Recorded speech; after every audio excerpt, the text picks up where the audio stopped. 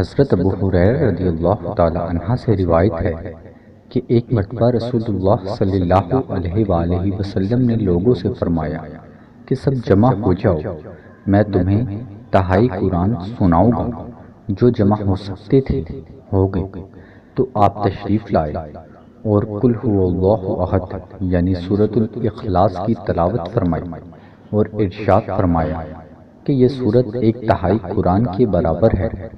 بروایت مسلم ایک دوسری روایت میں ہے، حضرت عائشہ صدیقہ رضی اللہ تعالی عنہ بیان کرتی ہیں کہ رسول اللہ صلی اللہ علیہ وآلہ وسلم ہر رات جب بستر پر تشریف لاتے تو قل هو اللہ احد، قل اعوذ برب الفلق اور قل اعوذ برب الناس پڑھ کر اپنی دونوں ہتھیلیوں پر پھونک کر سر اور چہرے سے شروع کر اپنے جسم پر جہاں تک ہاتھ جاتا 3 بار پھیرتے۔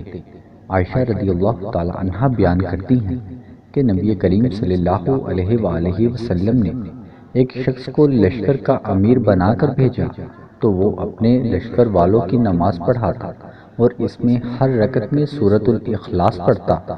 جب وہ واپس پلٹے تو انہوں نے اس کا ذکر رسول اللہ صلی اللہ علیہ وآلہ وسلم سے کیا۔ رسول اللہ صلی اللہ علیہ وآلہ وسلم فرمانے لگے، اس سے پوچھو کہ یہ کام وہ کس کے لیے کرتا ہے؟ انہوں نے اس سے پوچھا تو اس نے جواب دیا، اس لیے کہ یا رحمان کی صفت ہے اور میں اسے پڑھنا پسند کرتا ہوں۔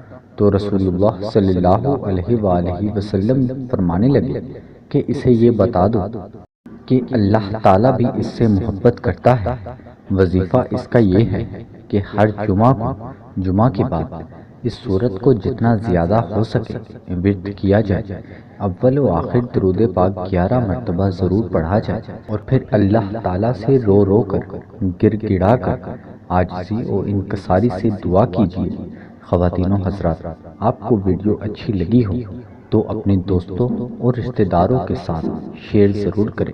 اللہ ہم سب کا حامی و ناصر ہو، آمین۔